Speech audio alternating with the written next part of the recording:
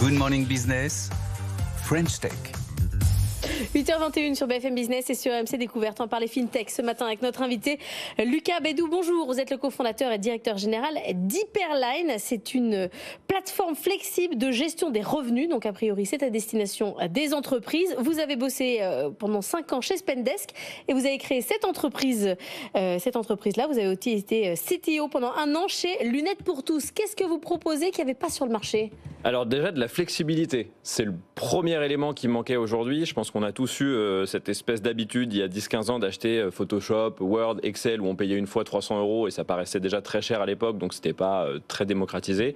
Et puis avec le temps on a amené les abonnements, donc on a pu payer 20 € par mois pour avoir Excel ou Photoshop. Donc tout le monde y a eu accès et les entreprises étaient ravies parce que sur 5 ans, du revenu récurrent. Beaucoup plus, exactement.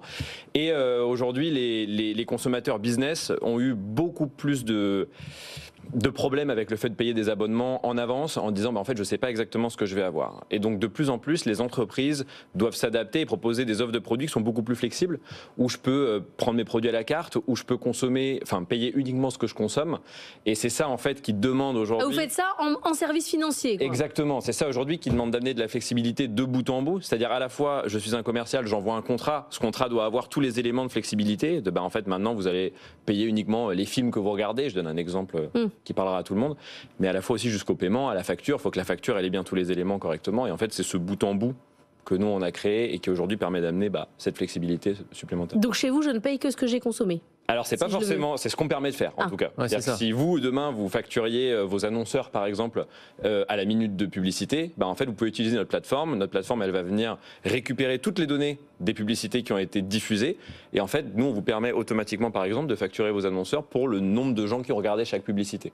Ah oui. Et ça aujourd'hui c'est extrêmement compliqué à faire si vous n'avez pas un outil qui le fait. Et donc du point de vue de l'entreprise, de vos clients, ils ont quoi? Ils ont une sorte de plateforme devant eux, ils voient les nouveaux clients qui viennent d'embarquer, ils voient l'usage qu'ils ont de leurs outils et ensuite on peut les facturer quasiment à la seconde près ou en fonction vraiment de ce qu'ils font. Exactement. C'est-à-dire qu'ils ont toute cette partie-là aujourd'hui. Alors c'est pas que ce qu'on fait, on a aussi des entreprises qui facturent normalement, c'est-à-dire juste 15 € par mois par exemple, mais qui veulent s'acheter la possibilité demain matin d'activer en 2 jours une nouvelle offre par exemple de facturation à la consommation. Et donc oui, ils ont une interface dans laquelle ils configurent tout. On essaie de la faire à destination des opérationnels, c'est-à-dire pas... Aujourd'hui, c'est les ingénieurs qui bossent sur ce genre de sujet, mais les ingénieurs coûtent très cher et en fait, on n'a pas envie qu'ils travaillent sur des sujets qu'on appelle back-office. Et ça va être utile dans quel type de domaine et pour quel type d'entreprise? C'est des entreprises qui font du logiciel, typiquement l'utilisation à l'acte, ou c'est beaucoup plus large que ça? Alors, c'est beaucoup d'entreprises qui font du logiciel, mais c'est aussi, on va prendre par exemple des agences qui facturent à l'heure, des avocats, des comptables. Ils vont souvent facturer à l'heure, voire même le comptable, il pourrait facturer demain. Aujourd'hui, c'est pas le cas parce que c'est trop compliqué. Il pourrait facturer à la ligne. Par exemple, parce qu'en fait, une entreprise qui a beaucoup de petites dépenses terrain, elle coûte beaucoup plus de temps à un comptable à dépenses équivalentes qu'une entreprise qui a 3 dépenses terrain dans l'année et 3 dépenses logicielles parce qu'elle est, beaucoup plus efficace, etc. Mais c'est beaucoup plus intéressant que la facturation à l'heure.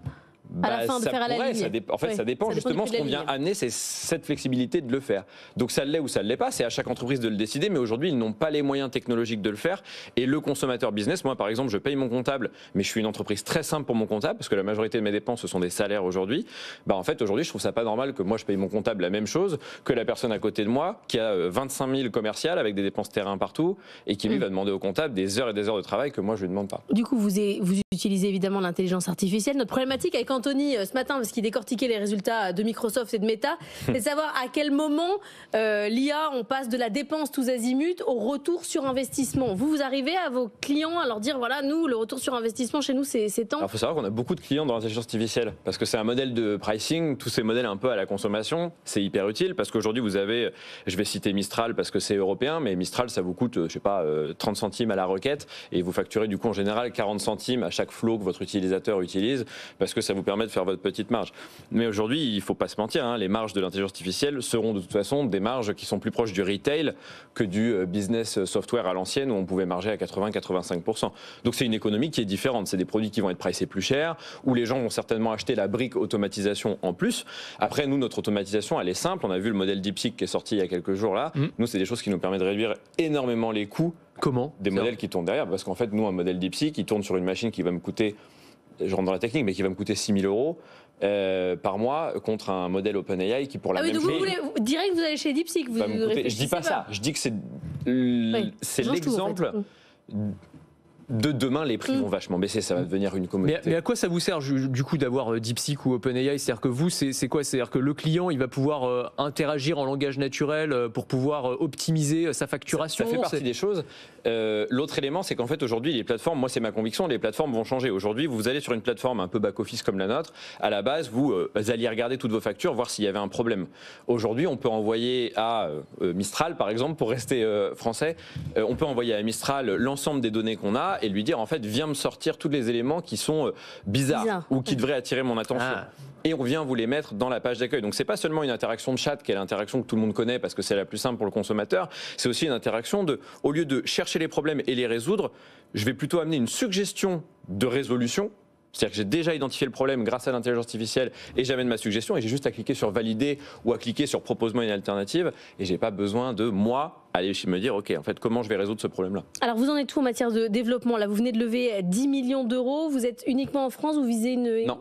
On est en toute l'Europe, on est en 12 pays, si mes souvenirs sont bons, ça change un peu tous les mois, mais on est en 12 pays aujourd'hui, majoritairement l'Europe, un peu les US, un peu l'Afrique aussi, et Singapour on commence. C'est un besoin qui est assez... mondialisé aujourd'hui. Et aujourd'hui, c'est 150 clients. La boîte a 2 ans. Donc, c'est Index Venture qui a fait notre premier tour il y a 2 ans et qui a refait notre tour aujourd'hui. Voilà. Et donc là, le but, c'est de financer notamment la recherche sur... J'ai envie de dire, il y a l'intelligence artificielle, mais il y a aussi les nouvelles façons d'interagir avec les outils, qui est le gros sujet qui nous intéresse, parce que je pense que d'ici 3 à 5 ans, les choses vont changer énormément dans la manière dont on consomme du logiciel. D'ici 3 jours même, vous savez. Ça va très vite. Regardez ce pauvre Anthony Morel, il est dans une lessiveuse, c'est terrible. Sortez-le, ça va trop vite. Et ça risque d'aller de plus en plus vite. Merci beaucoup Lucas Bédou d'être venu ce matin pour nous parler d'Hyperline.